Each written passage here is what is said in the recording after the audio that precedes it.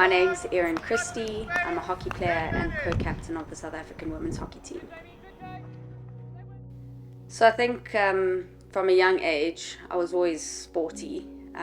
Growing up as the youngest of three siblings, two older brothers, older cousins, I was the only girl in the family, so I always wanted to be a part of the boy gang.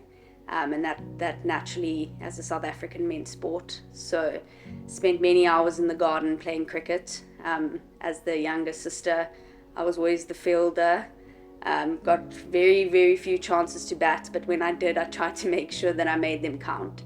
And then starting primary school, I was one of those kids who just wanted to participate in everything. And in grade 2, we were living in George at the time, and at a school called Holy Cross, started playing hockey, and naturally fell in love with the sport. I think for me, I was quite good on land. I could run fast, so combining that with a team really appealed to me. I've always been someone who likes doing things with other people, and so for me, that's where the love of hockey started for me.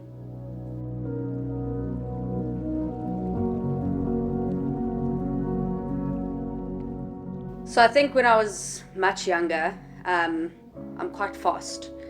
So naturally, I was put up front as a striker. And then when I got to high school, I went to a non-traditional hockey high school, so hockey wasn't a big deal.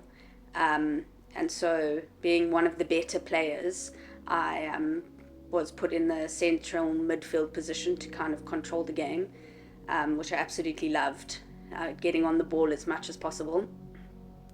And throughout high school, I played club hockey, and I obviously had this dream of taking my hockey as far as possible. And for me, in grade 9, I remember giving a speech in school saying one day I want to play for the South African women's hockey team. And everyone has a dream of one day becoming an astronaut, and I think that's kind of how my classmates saw it. But for me, it was something bigger than that. So I kept trying. I kept going to the different rounds of trials, and when I was 18, I finally was selected for the Southern Gauteng under 18 A hockey team. It was the first time, probably in 20 years, that anyone from my school had been selected for an A hockey team, provincial A hockey team. And at the time, I was fortunate enough to be coached by PT Kutsia Turner, one of South African hockey greats. She was the coach of that team, and she actually put me in the right defender position. She said to me, that's where I see you play, and that's where I played. And so, yeah, when I went to university, studied at Stellenbosch University, and that's kind of where my hockey career was propelled. Kept playing the right half position that PT Kutsia had put me in, and at the end of my first year, I was included in the S under 21 team, and ended up going with the S under 21 team to the Junior World Cup. And then in 2014, I was called up to the national team and got my first cap under head coach Giles Bonnet here in Cape Town against world number 1, the Dutch, which was terrifying. But yeah, it was definitely a moment I'll never forget.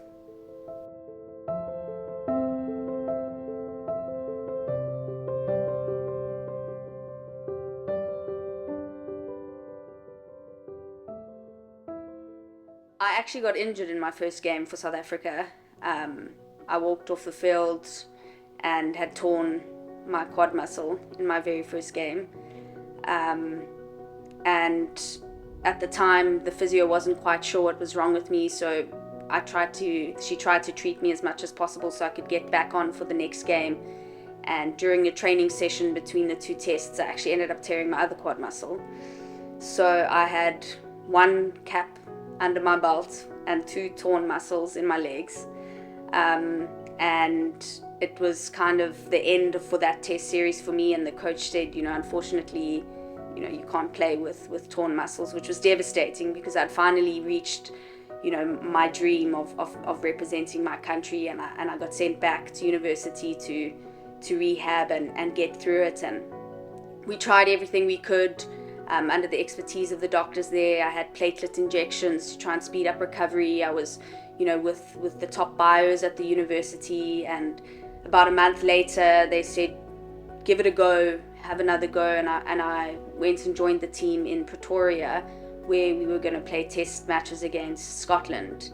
And I got in the field for one of the games, and I could feel that my quad wasn't ready, and I actually retore. So I spent the rest of the year focusing on rehab and making sure that my body would be strong enough come the next year and the next World Cup and the next Olympics. And so that year I had one cap in 2014, or two caps, the second cap where I attempted to play, so two caps in 2014, and then it would be a while before I would get my next one. But for me, just that taste of standing out there wearing the green and gold, singing the national anthem, was enough to motivate me to come back.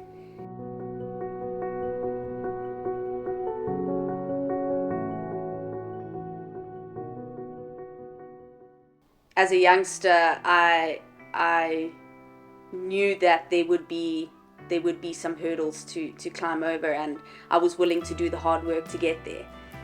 So fought back, got myself back in the team in 2015 and rejoined the team. But I didn't realize how many hurdles there would be. That was one of many hurdles that I had to overcome as a national sportswoman, and one of many injuries that I had to overcome. But yeah, that dream of playing for the country and that drive that I had when I was in grade 9 and I stood up in front of my class, that never disappeared. And I think that's what's kept me going up until this point.